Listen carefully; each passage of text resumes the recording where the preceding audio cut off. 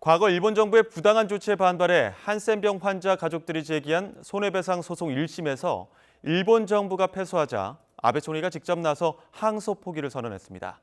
가족들이 고통이 더 길어질 것을 볼 수 없다는 이유를 밝혔지만 국회의원 선거를 코앞에 둔 시점이라 속내를 두고 이런저런 말들이 나오고 있습니다.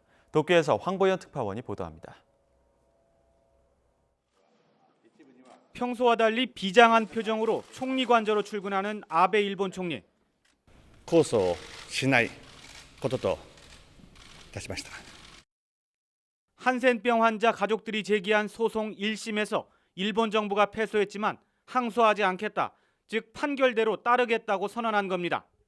지난달 28일 구마모토 지방법원은 한센병 환자 가족 560여 명이 과거 일본 정부가 모든 환자와 가족을 강제로 격리하는 정책을 펴 피해를 입었다며 제기한 소송에서 가족들의 손을 들어줬습니다.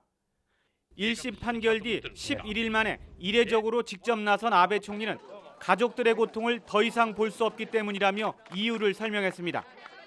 施設に尽くしがたい経験をされたご家族の皆様のご苦労をこれ以上長引かせるわけにはいきません。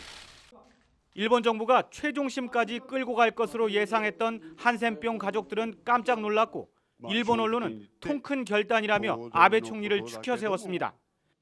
하지만 선거를 코앞에 둔 시점에 깜짝 발표라 선거용이 아니냐는 지적도 나옵니다. その選挙期間中ということが何か判断に影響を与えたのかどうか、大統領どうか。それはないと思いますよ。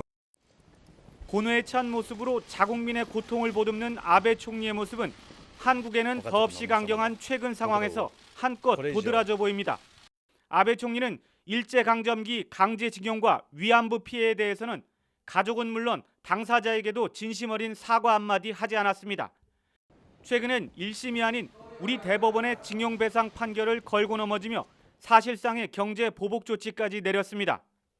詳細に申し上げれば、約束を守らないという中においては、今までの優遇措置は取れない、これ間違って報道しているところがあるんですが。 내 국민은 끔찍이 챙기면서 국제사회도 인정하는 일제강점기 한국인 피해자에게는 보복으로 화답하는 아베 총리의 태도. 오는 21일 국회의원 투표에 임하는 유권자들의 표심에도 적지 않은 영향을 미칠 것으로 보입니다. 도쿄에서 YTN 황보연입니다.